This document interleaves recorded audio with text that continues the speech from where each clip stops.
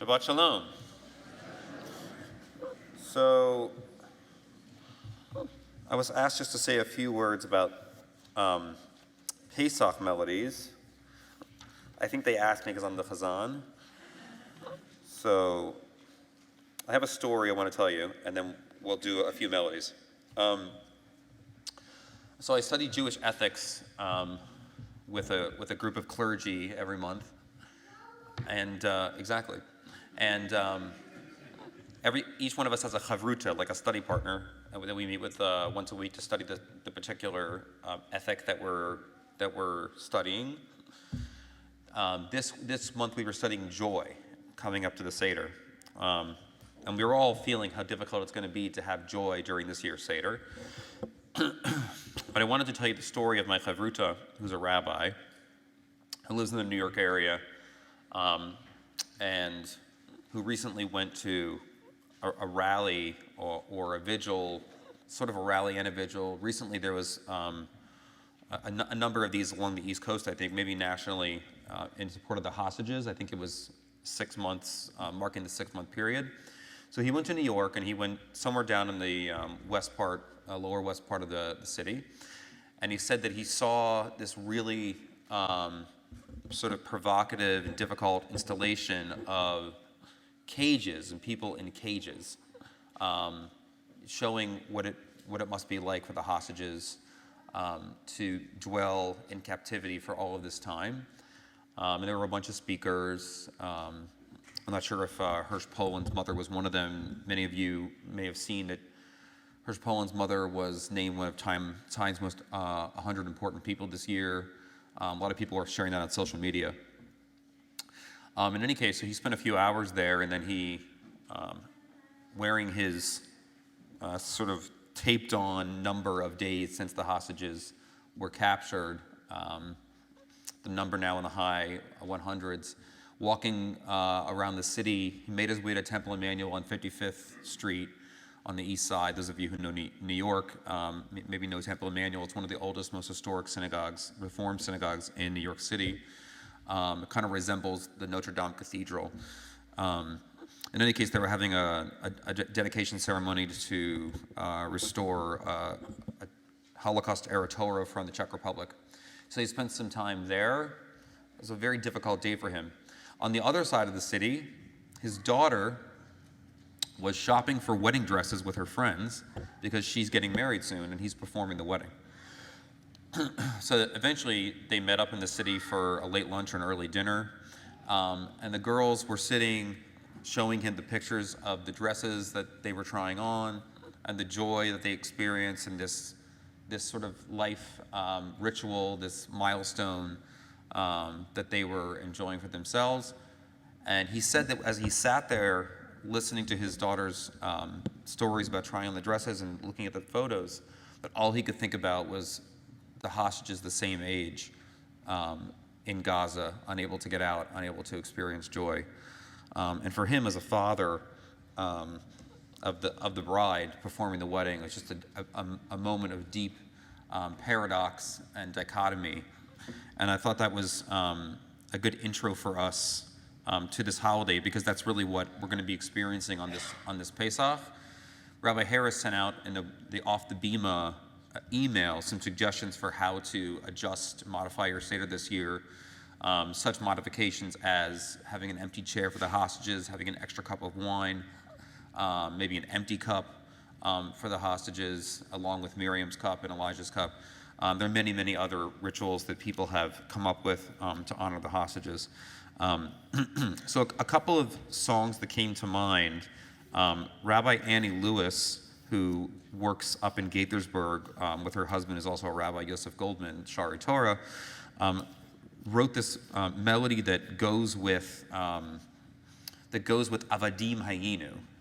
Those of you who are familiar with the Haggadah, it's a pretty well-known part of the Haggadah, and comes fairly early on in the Haggadah. So it's after the beginning brachot, and of course it's during the Magid section, Avadim Hayinu Lefara b'Mitzrayim. We were slaves to Pharaoh in Egypt. Ata b'nei chorin, but now we're free. So the melody for that, if you don't remember it, at least the most common one that I do at my Seder, and many of you probably also do, is Avadim hayinu, hayinu, Ata b'nei chorin, b'nei chorin. Right, so most of you know that melody. And what Rabbi Annie Lewis did is she took basically that chord structure, and she overlaid an English melody on top of it. Now, I will say that I listened to the song 2 or 3 times on Tuesday when I learned it in my Musar group. Somebody shared it. And then on Thursday, I broke my wrist. So I didn't review the song after that because I was reviewing my x-rays along with my orthopedist. So I will give you the best version of it that I can, and I'll post it on social media as well. It's really beautiful.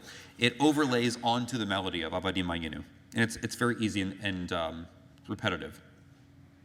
Until we all are free, none of us are free. Until we all are free, none of us are free. Try that.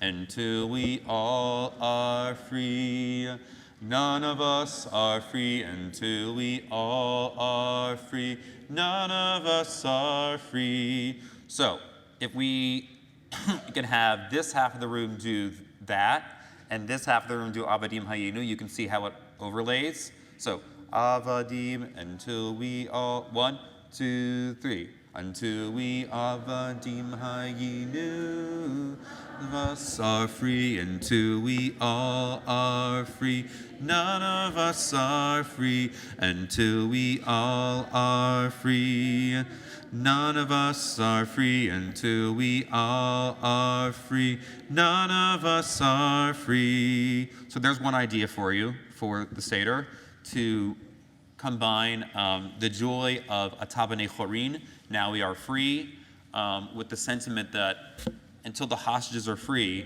all of us are imprisoned. And as long as there's slavery somewhere, there's slavery everywhere. One more that I wanted to share with you. It comes from the early part of the service that you're only here for if you're part of the Bar Mitzvah family. And that is, let's see, it's back here on 145. 145 in the Siddur. So, now, I am going to warn you, this is part of the second part of the Seder, the one after the meal. If you're in that family that doesn't come back after the meal, then this might not be as useful to you as people who come back. Or you could do it in the first part of the Seder. But it's actually kind of cool because this part of the Siddur is taken from the Haggadah and not the other way around. So, Nishmat Kol Chai, this huge poem on page 145, the soul of all that lives, it goes through Shochein Ad on 147, goes all the way through that. It's a whole poem that's all the same. It's all the same poem that we do as part of a service, but in the Haggadah, it's all one poem that started there. It started with this idea of gratitude during the Seder. So a lot of the things from the Siddur aren't necessarily, in the Siddur from the time of, we always think of from the time of Moses, it's been like this.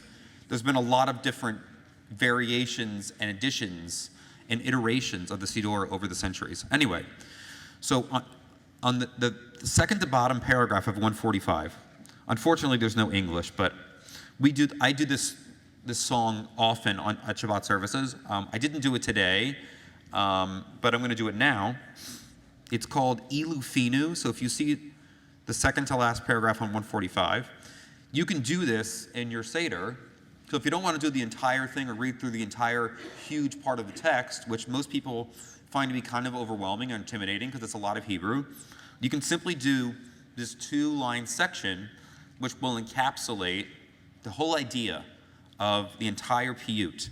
And the meaning of this is, were our mouths filled with song as the sea, and our tongues to sing endlessly like the countless waves. And then you have all these other metaphors. Our lips to offer limitless praise like the sky, and go down and down and down and down and down. And you see, we would still be unable to fully express our gratitude to you, okay? So this is the whole idea, is like the inability for us to express gratitude. It's kind of like Dayenu, which we do earlier around the 10 plagues. But this is how the melody goes. If you know it, sing it. If you don't, not only can you can go back and watch the live stream after Shabbos, Sunday, Monday before the Seder, if you want to use this in your Seder. So Ilufino on page 145. Ilufino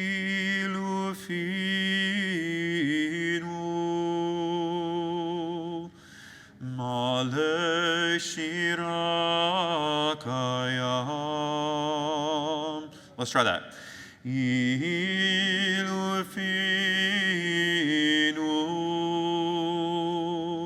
male shirakayam. Second part. Ulshoneinu rinaka mongala. That part, Ulshoneinu.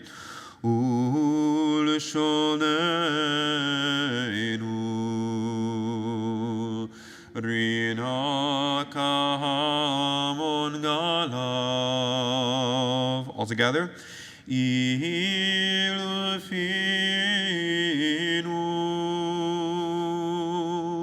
male shirakayam ulshoneinu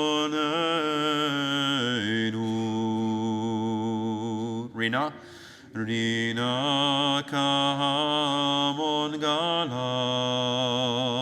It repeats with a different melody. Part 3. Ilufinu male shira shirakayam. Try. Ilufinu